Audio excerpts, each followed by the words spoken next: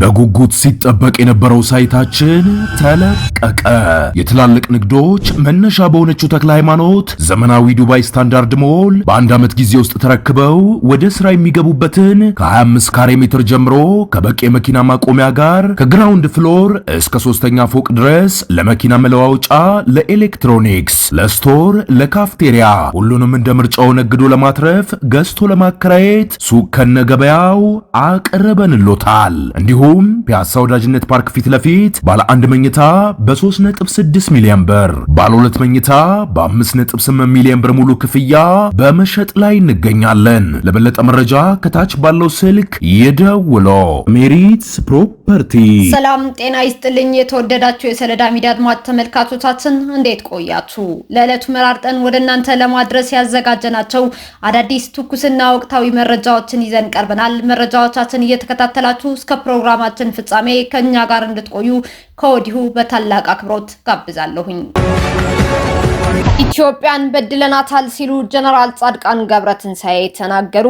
የቀድሞ የኢትዮጵያ መከላከያ ሰራዊት ኢታማዦር ሹም የነበሩት ጀነራል ጻድቃን ገብረትንሳኤ ከኢትዮጵያ ቴሌቪዥን ጋር በነበራቸው ቆይታ ኢትዮጵያ የባህር በር ማግኘት እየቻለች የቀረንበት መንገድ ሲታሰብ ኢትዮጵያን በድለናታል ሲሉ ተናግረዋል። ጀነራሉ እንዳሉት በወቅቱ የነበረው የህወሓት መራሹ የኢህአዴግ መንግስትና እርሳቸው ኢትዮጵያ ላይ በደል የፈጸምነው መጀመሪያ ላይ የባህሩ ወደ ኤርትራ መካለል ላይ ባደረግነው ስህተት ሲሆን በኋላም ኢትዮጵያ የባህር በር እንድታገኝ ብዙ መደረግ የሚችሉ እድሎችን በማምከናችን ነው ሲሉ በግልጽ ይፋ አድርገዋል።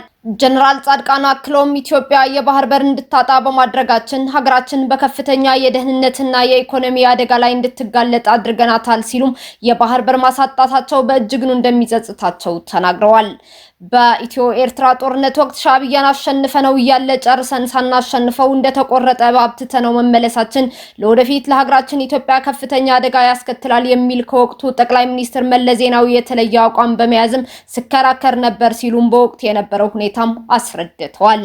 በተጨማሪም በወቅቱ በድርድር ሁኔታ ላይ የተለየ አቋም ይዤ ሻዕቢያን ሳንቀብር ኢትዮጵያ ሰላም ልታገኝ አትችልም፣ ድርድር አያስፈልግም ብዬም ተከራክሬያለሁኝ ሲሉም ተደምጠዋል። ጀነራል ጻድቃን ገብረትንሳኤ በዚህ አቋሜ የተነሳ ነው ከሀገራችን ሕግና ስርዓት ውጪ ከኢታማዦር ሹም የተባረርኩት ሲሉም በወቅቱ ጠቅላይ ሚኒስትር መለስ ዜናዊ ከኢታማዦር ሹማቸው ያባረሩባቸውን ሴራ አስረድተዋል። የኢኮኖሚ አይበገሬነት ለሀገር ሉዓላዊነት የዕለቱ መልእክት። ቆቅ ባገኘችው ቁጥቋጦ ትመካለች ይባላል። ነገር ግን ያቺ ቁጥቋጦ በሰደድ እሳት ስትበላ ወይም በአውሎ ንፋስ ስትነቀል ቆቋ መደበቂያ ታጣለች። የዛሬዋ ዓለምም እውነታ ከዚህ አይለይም። ብዙ ሀገራት ዓለም አቀፍ የንግድ ትስስር በሚባለው ቁጥቋጦ ስር ተጠልለው ቢቆዩም በመካከለኛው ምስራቅ በአሜሪካ በእስራኤልና በኢራን መካከል የሚታየው ፍጥጫ ግን ያቺን የደህንነት መጠለያ እያሰጋት መጥቷል። ለኛ ለኢትዮጵያውያን መልእክቱ ግልጽ ነው። መመኪያችን በሌላ አካል ቁጥቋጦ ላይ ሳይሆን በገነባነው የኢኮኖሚ አጥርና በቆፈርነው የውስጥ ምሽግ ላይ መሆን አለበት።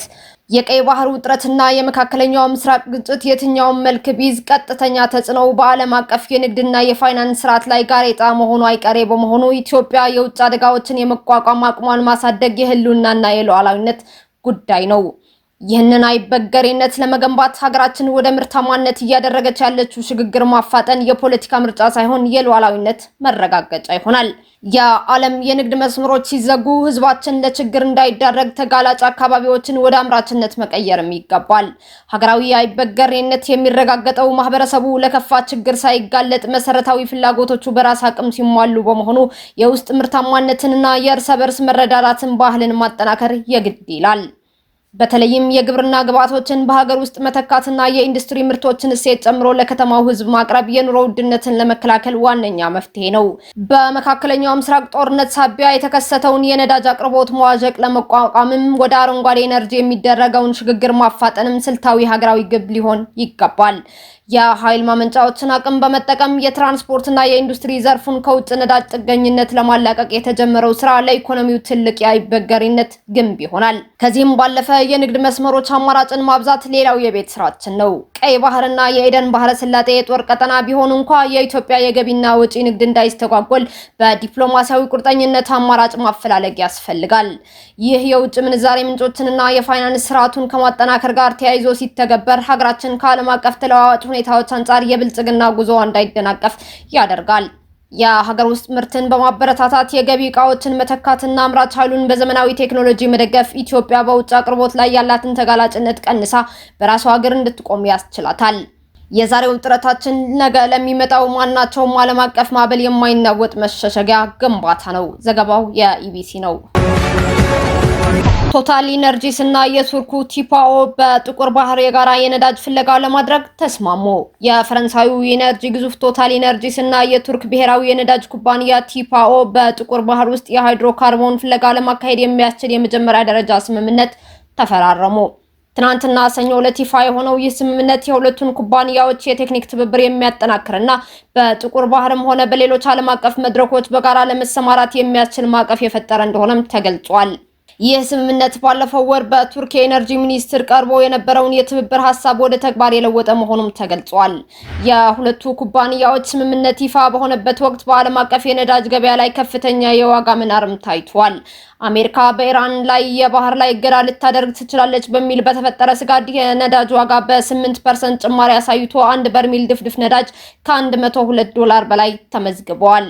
ይህንን ተከትሎ የዓለም ሀገራት የተለያዩ እርምጃዎችን እየወሰዱም ይገኛሉ። በነዳጅ ዋጋ መናር ሳቢያ ለዜጎቿ የሚሆን የ1.9 ቢሊዮን የዋጋ ማቅለያ እርዳታ ለማድረግ ማቀዳለች። ከ7 ዓመታት ቆይታ በኋላ ለመጀመሪያ ጊዜ የኢራን ነዳጅ መርከብ መጀመሯ ታውቃል ሲል የዘገበው ካፒታል ነው። ፓኪስታን በአሜሪካና ኢራን መካከል የሚደረግ ሁለተኛ ዙር ድርድርን ለማስተናገድ ሐሳብ አቀረበች።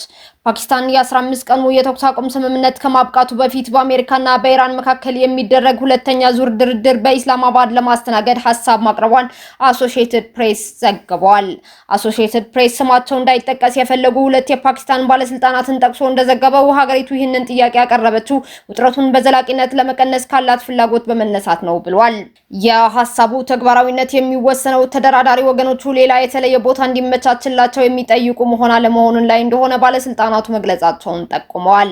በኢራንና በአሜሪካ መካከል ሁለተኛ ዙር ድርድር በቅርብ ቀናት ውስጥ ምናልባትም ሐሙስ ዕለት ሊደረግ እንደሚችልም እየተዘገበ ይገኛል። እስካሁን አብራችሁን ከኛ ጋር ስለነበራችሁ እያመሰገንኩኝ በሌሎች መረጃዎች እስክንመለስ እንደተለመደው የሶለዳ ሚዲያ ቤተሰብ በመሆን ላይክ፣ ሼር፣ ሰብስክራይብ ማድረጋችሁን አትርሱ። አዳዲስ ትኩስና ወቅታዊ መረጃዎቻችን በቶሎ እንዲደርሷችሁ የደወል ምልክቷን ይጫኑ። ስኬት፣ ድልና ሰላም ለኢትዮጵያውያን። ሶለዳ ሚዲያ